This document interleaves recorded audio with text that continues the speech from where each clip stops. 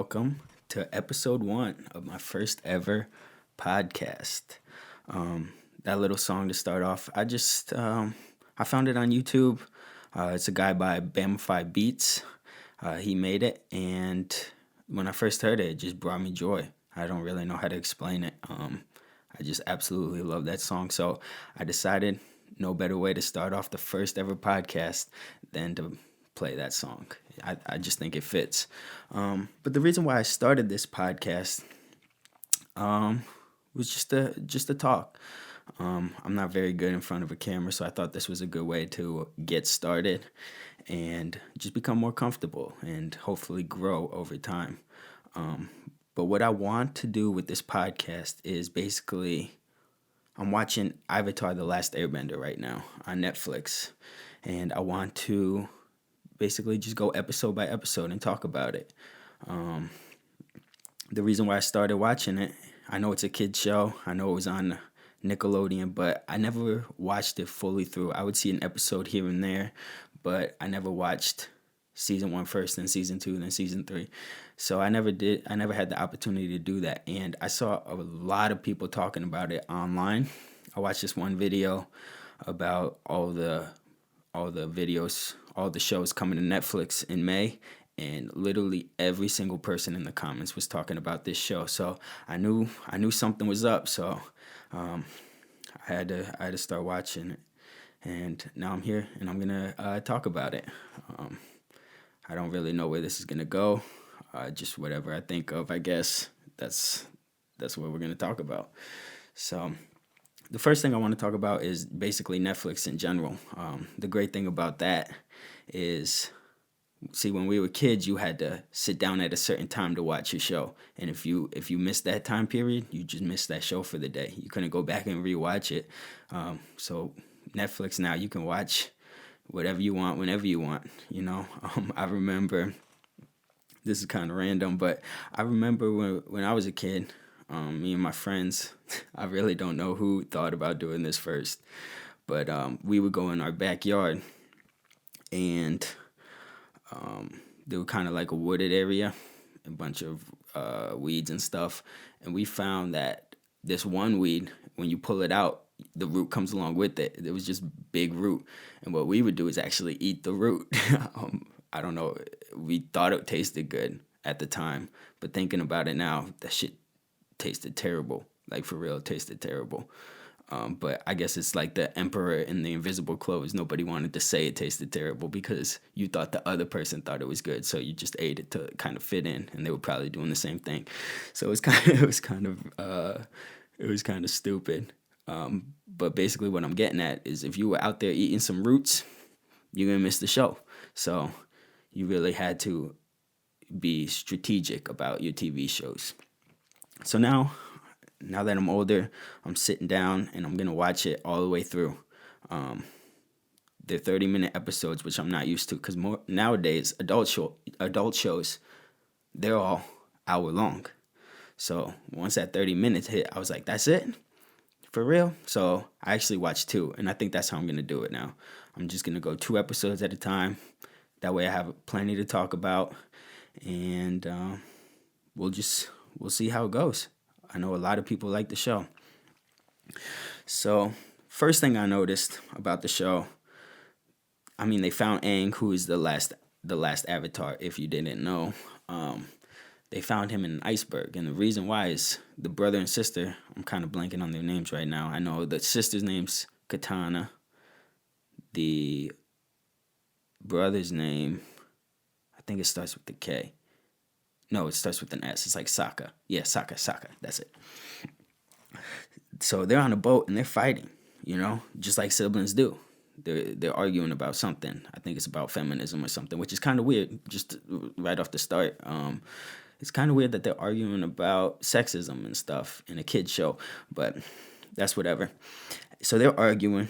Then Katana gets mad, and they end up finding Aang because of it. And see, I wish it was like that. I wish when you got angry, you could find something cool, because I'll get angry all the time. But when me and my sister argue, my sister usually just ends up crying. And that's not cool. So I wish when we were arguing I could find like a morel mushroom or something. That would be kind of cool. But anyway, so they find Aang and they instantly become friends. And another thing that I was kind of confused about. Okay, so this guy, Aang, he's been trapped in an iceberg for 100 years, right? 100 years. They break him out. You would think the first thing he would want to do is maybe get a drink. I don't know. Maybe get something to eat. He's probably hungry. No. What does he want to do? He wants to go penguin sledding. First off, I've never even fucking heard of penguin sledding. That's the first thing. And but that's the first thing he wants to do when he gets out. So I'm thinking, oh damn, this has got to be fucking cool, right? Later on in the episode, they see their first penguin. This shit ain't no penguin, man. It got 4 arms. You know? How could that be a penguin with 4 arms? But I guess that's just how they do it in their universe. So they finally got to ride the penguin. The shit did look kind of fun. Not gonna lie, it did look kind of cool. But that's a common thing I see in this show. Right off the bat is they ride animals. That's what they do. They don't got cars. They don't got mopeds. They don't got none of that. They got animals. That's how they get around. And Aang got this big ass buffalo that can fly. I'm not sure who thought of that, but that's kind of dope actually. Now that I'm thinking about it, like how did they come up with that? It's got this beaver tail. It's got like 6 legs, so just a bunch of different animals combined into one. So I could see why kids like this show right off the bat, because you got these strange animals that are kind of based on animals we got in real life, but they're not. So that's kind of cool. And then Aang, he gets into trouble. I can't remember if it's the first or second episode, but he wakes up from this slumber and man, he's already in some trouble. He got the Fire Nation coming after him. Shit. And he doesn't really care. Like he for real doesn't care, which is kind of fucking dope. But anyway, he drags this poor little village who's just been minding their business. He drags them into their problems. And but he ends up saving them anyway. But him and Katana, they're venturing, they're walking around. They come across this ship, right? Abandoned ship. And then he's like, oh, we gotta go check it out. Katana's like, no, I ain't going in there. My grandma told me not to go in there. And he's like, nah, you can't. If you want to be a waterbender, you can't have fear. And right there, that stuck with me. That line right there kind of wanted me doing this podcast. That's the reason why I started this podcast, is that line right there. He said, if you want to be a waterbender, you can't have fear. Shit, I'm taking that into life, man. If you want to be anything, you can't have fear. I can't be scared to get in front of this camera. I can't be afraid that I'm going to be tripping over my own words, I just got to do it. And that's what I'm doing right now. So he convinced Katana to get on the ship. Katana's like, man, this shit's probably booby-trapped. He's like, nah, it ain't booby-trapped. Sure enough, it's booby-trapped. They get trapped. It sends a flare up in the air. And the Fire Nation sees it, and they come after him. And they're like, dang. They brought the Fire Nation right to him. Damn. So right off the bat, the story's already interesting, right? And then they go back to the village, and everybody's mad at him, mad at Aang. They're like, why you bring the Fire Nation right to our front door? Aang's like, man, I'm sorry. So anyway, he gets banished. First off, that's so fucking stupid by that village. You're really gonna, the Fire Nation's coming for you, and you're really gonna send your only hope. You're gonna banish him? Nah, if that was me, I'll be like, no, you staying here. You fighting with us. Are you crazy? But nah, they banished him. And luckily, Aang is that hero. He doesn't, when you're a hero, you don't listen to these old people and what they have to say. If you banish, you not really banished. That's what he's thinking. So he kind of takes it. He doesn't really fight it. He goes off, and then he knows the Fire Nation's coming. So he goes back, and he comes back. He's the hero. He saves everyone, and now everyone likes him. Right? And he saves the day. He fights the Fire Nation. You see him first use his fighting ability right then. And you're like, damn, this guy's kind of dope. You know, he's a kid, but he's over 100 years old because he's been frozen. So he's a kid, but he's got that wisdom. So he's just fighting them. He's fighting all of them. And I feel bad for Katana. No, Saki. That's the guy's name, right? Saki, yeah. I feel bad for him because, you know, his sister, she got this water bending ability. And she's not very good at it right yet. And that's kind of how I am with this podcast. I'm not very good at it right now. But she's looking to learn. She's looking to go up to the North Pole. She's fucking trying to hitchhike with Santa Claus, get up to that North Pole to find out how to water bend. You feel me?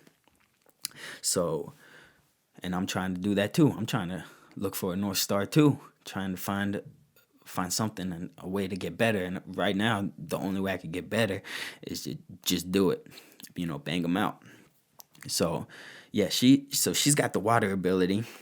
Aangs got all the abilities, literally all of them. Water, fire, ground, all of them. And then Katana, man, he's got a boomerang and shit. I've used the boomerang probably 2 times in my life, and that shit never came back. When I threw it, that shit never came back. So luckily, he was able to just focus on the boomerang and throw it, and he can get that shit to come back. So that's kind of cool in its own way. But when you're fighting fire, don't come at me with no boomerang, for real. When you fighting elements, shit, get a leaf blower or something. Get a leaf blower and blow them. Pause. Get a leaf blower and try and blow them away. Maybe get that wind extension, you know. But he's trying to fight fire with boomerangs. You know, you got to fight fire with fire. That's the saying. It doesn't go fight fire with boomerangs. It goes fight fire with fire.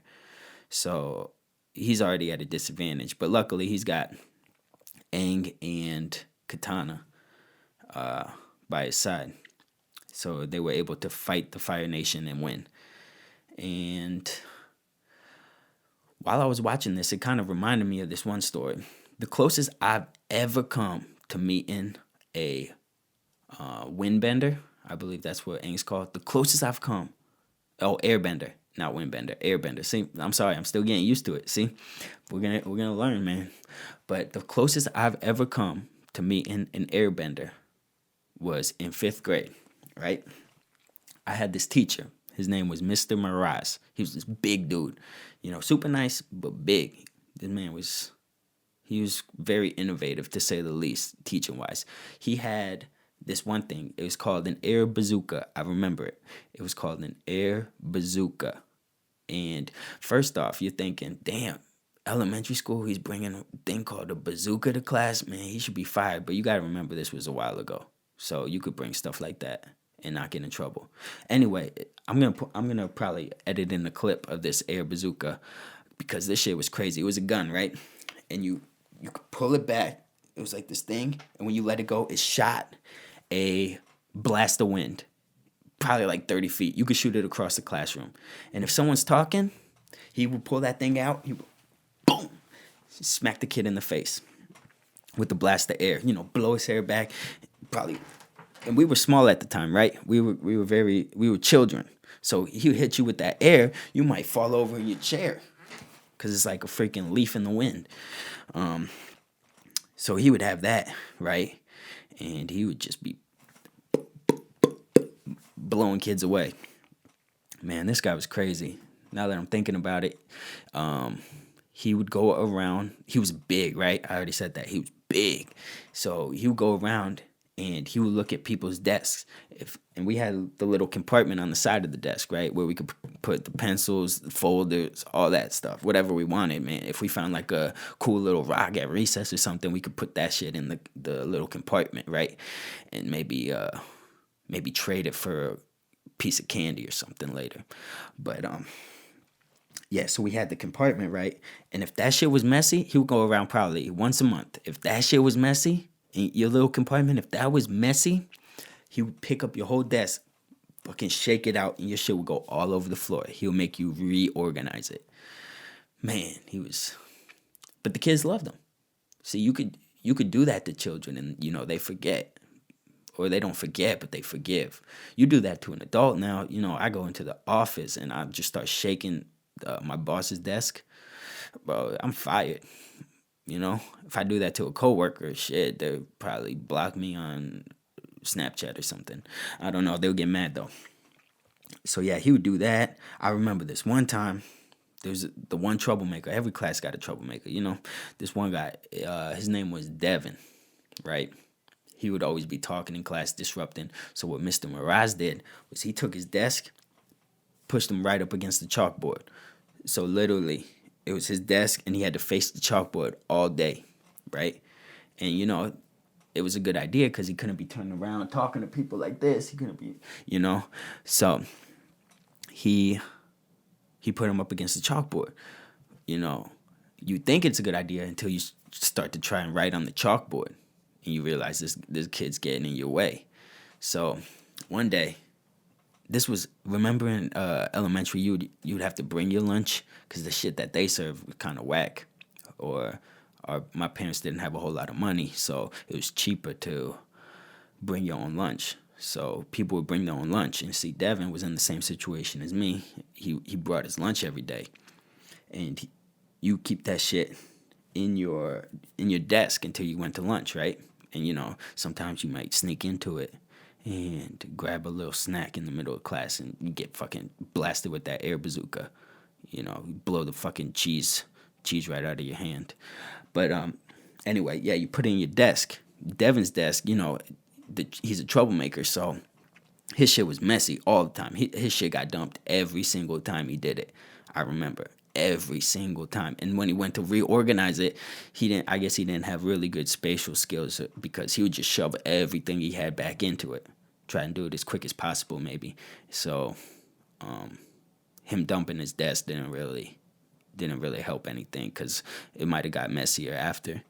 But so he didn't have any room in his desk, right? So he put his lunchbox right by his desk, and his desk is right by the chalkboard. And our teacher, Mr. Mirai, he was writing on the board. He stepped on the kid's lunchbox. Bro, Mr. Mirai got so pissed, he picked up his lunchbox and he punted it. I'm not kidding. He punted it across the room. It hit the ceiling, and everyone was dying laughing. And Devin was like, "What the fuck? What the fuck, man? I can't. Now my sandwich is going to have a fucking punt mark in it, But that was just Mr. Mirai. And I kind of got sidetracked a little bit. Why was I talking about him? Oh, yeah, because Mr. Mirai was the closest thing I've ever met to an airbender, And so that was cool. So I kind of can relate to what the Katana and Saki were going through when they met Aangs. So I feel like that's a good first episode, man. I like it. I think I am actually really hooked with Avatar: The Last Airbender. It's a good show, for real. All right, thank you for tuning in for the first episode. I'm at like about 19 minutes right now. That's pretty good. I might try and make them a little shorter. I know I got sidetracked a little bit, but thank you. I appreciate it.